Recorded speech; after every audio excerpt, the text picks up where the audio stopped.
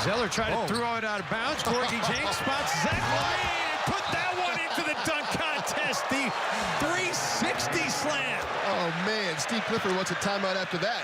I mean, he's like, how did we not get back on defense? Let Zach LaVine 360 on us. That should be worth more than two. Hello, I'm your host, Lamar L.A. Smith, and welcome to another edition of Inside 380. On this episode of Inside 380, we'll be talking about a couple things. One, will the Thunder ever win a title? Two, UFC 196, McGregor versus Diaz. Then we will finish up talking about the Spurs' excellence. Now, the 380 Player of the Week candidates, it's really hard to say. This week is still not finished, still only halfway over. So, I'm going to just shout out a couple guys that I think you should watch out for. Kyle Lowry, big game last week versus the Cavs. 43 points, including hitting the game winner over Matthew Dellavedova. You got Damian Lillard, 8 of the last 10 games, hit 30 or more points. Jamal Murray, last 10 games, 20 or more. Kevin Durant, and the resident State Farm agent, Cliff Paul, or better known as CP3, Clippers floor general. Now, first topic. Will the Thunder ever win a title? I just want to talk about it more so in a list of problems I had with the Thunder. First of all, lack of trust. In the fourth quarter, you got two top 10 players, arguably top 5, Russell Westbrook, Kevin Durant. At the end of the fourth quarter, it's like, I go one-on-one, you go one-on-one. If I don't make the bucket, then you got to make the bucket. It's a whole bunch of isolation basketball. They don't move the ball. They don't really trust the rest of their teammates to take or make big shots in these moments. And that really is a problem. Then, not only that, you got Westbrook and KD hitting free agency soon. Westbrook, 2017. KD, this upcoming summer, this illustrious summer of 2016, we got right there coming for you. Which I hope he goes to D.C., me and the D.C. hometown man. But that's beside the point. If they can't win together, who says that one of them won't just flock to another city?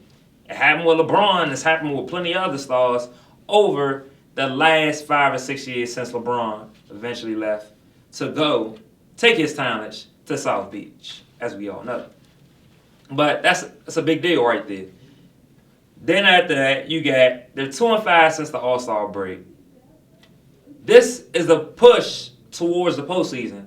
If anything, this is when you're supposed to be playing your best basketball. We're not talking about playing 44 great minutes of basketball and then collapsing at the end, which leads me into my other point. They blew a 22-point lead versus the Clippers. Clippers finished the game on a 26-5 run. When DeAndre Jordan, in the last 2:47 of the game, has 8 points, including hitting 2 free throws off an and one, consecutive and ones, that, my friend, is a problem. No way you should be up that much at any point in the game and lose the game, especially against another team that you possibly could see in the playoffs. And if not see in the playoffs, you're fighting for with playoff positioning. They're only 1.5 games up against the Clippers.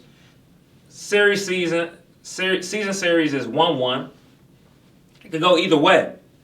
Then they blew a 12-point lead versus your Golden State Warriors last Saturday primetime game.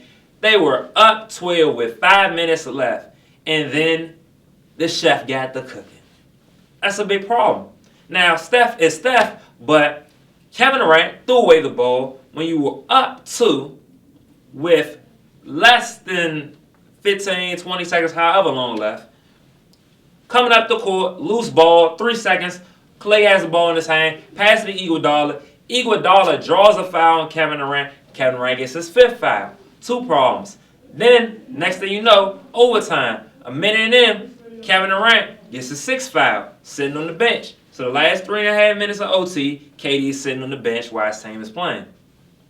It's a big problem. They're losing too many close games. They have 9 games this year, second in the league, where they have lost fourth quarter leads heading into the fourth quarter and lost the game. The only other team that got more losses is the 76ers, who has 10. That is not a sentence you want to be putting yourself in. And then not only that, they're the best rebounding team. So if you're the best rebounding team, they beat the Clips on the boards 63-45. They beat Golden State on the board. Hold up, let me scratch my head real quick. 67-37. 67-37. Best rebounding team, second best offensive rebounding team. No reason you should be getting that big of a rebounding advantage and losing the game. You know why they're losing these games? Turnovers. 6 turnovers in the clutch versus the Clips yesterday. Turnovers versus the Warriors. And as my man Kenny Smith says, if you're taking a bad shot, it might as well be a turnover, because you know what happens? The other team gets in transition, the defense is scrambling. Same thing as a fast break. Next thing you know, easy bucket. Easy bucket. Easy bucket. So would the Thunder ever win a title? I mean, I think I just answered it in a nutshell from right there. I'm your host, Lamar L.A. Smith. This is Inside 380. We will be back.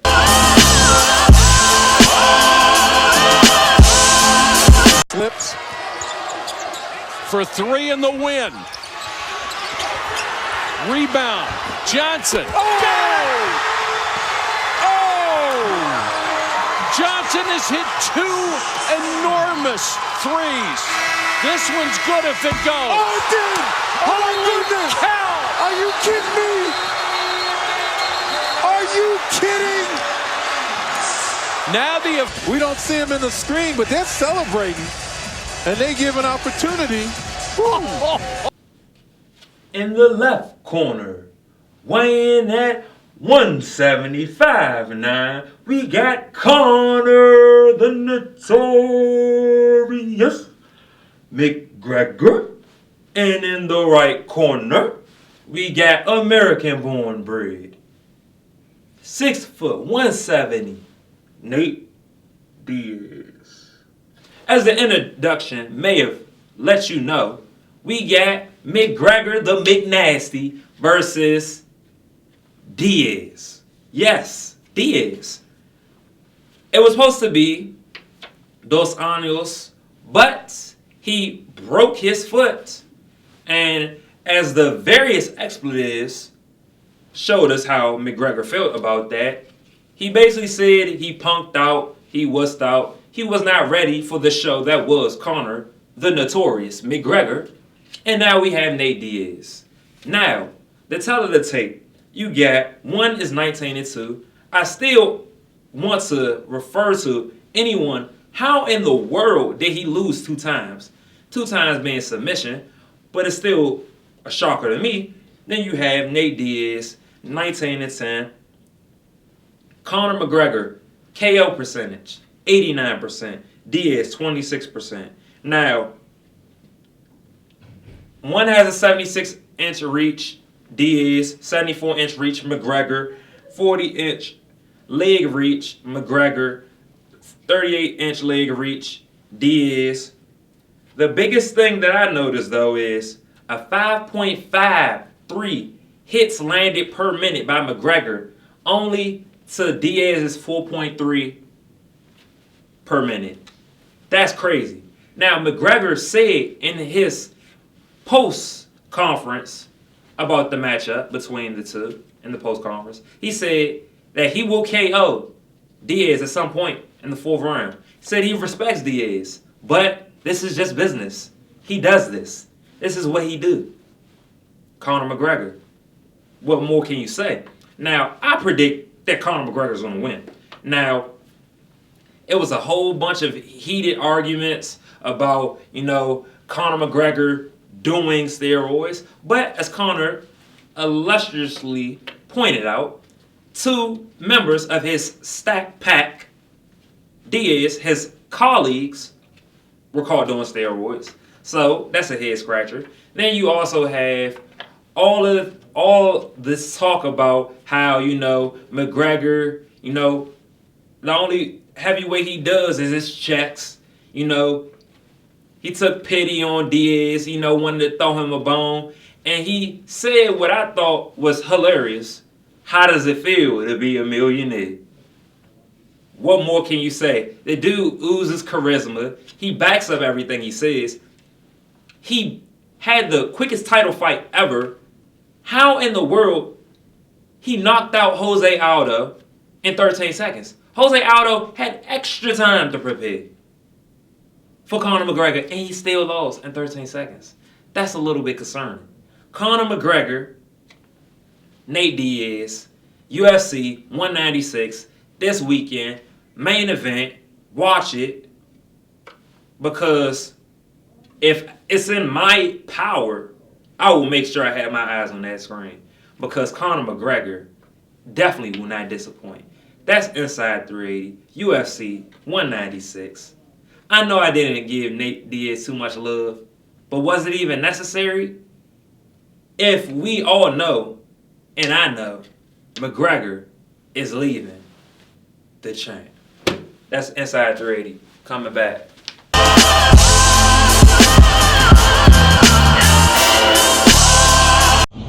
Milwaukee. Patrick curling down the lane. Leads in, off the glass, no. Antetokounmpo with a rebound. Here comes Giannis racing. Look at that speed. Giannis Antetokounmpo. Wow. Little pass fake and then take off further than you think humanly possible for a guy his size.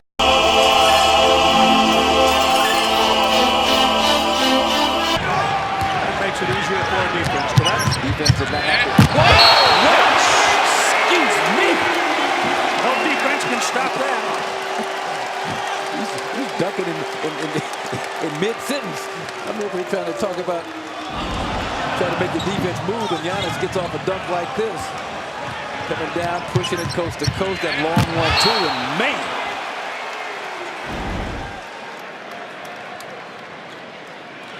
We're finishing up Inside 380 talking about the Spurs' success. Now, 19 straight years of making the playoffs. They clinched their playoff berth yesterday, but who would have thought? They have the longest streak of 50-win seasons in the NBA currently, going on 17. Just got their 17. Not a couple wins ago. They also have a 51-9 record, like I said. But they've got swept under the rug because Golden State is on record pace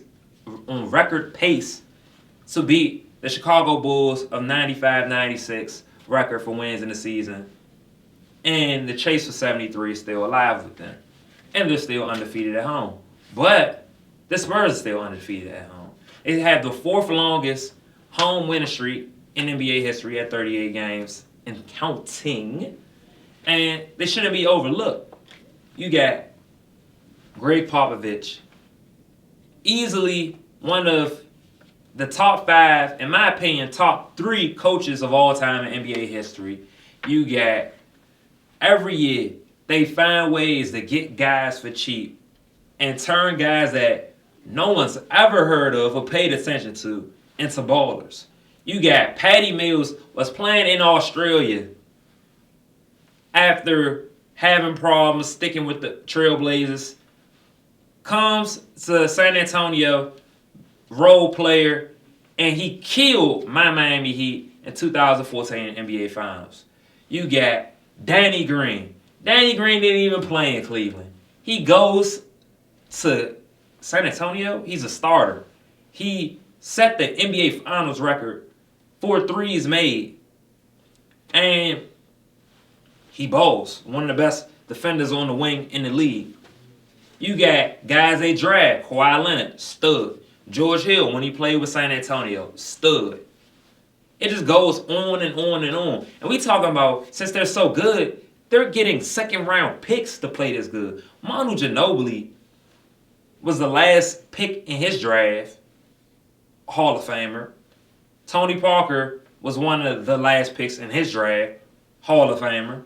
You see this reoccurring thing right here? San Antonio just balls. What more can you say? Now, they may not be the most exciting team, might not be the most flashy team, but at the end of the season, that win column sits 50 plus, and that's all I care about. Now, you will see the Inside 380 Player of the Week. You will see the Inside 380 Play of the Week as well in the 385. But briefly, I want to say this. For all you guys out there hating on the Warriors and Steph Curry, just stop. This has been a running gag over the last couple weeks. Walt Frazier talking about, oh, blah, blah, blah, you know, he's only good because of the three-point line. They ran a statistic credited to NBA Jump. He's on a short list of about 10 players that if you turned all his threes that he made into twos, the only guys that put up the numbers that he puts up Rick Barry, Dwayne Wade, LeBron James, Larry Bird, and a few other names sprinkle in. So, Steph Curry, what? No, Steph Curry balls. Chef Curry eats. And Golden State wins. That's Inside 380 for you. Now, I will be back next week with more from your host, Lamar L.A. Smith. Stop hating on the Splash Bros. Thank you.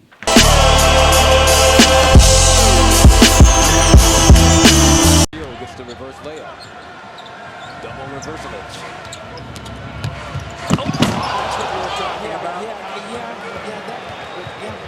That reminded me. That was similar to that dunk in Miami. Yeah, exactly.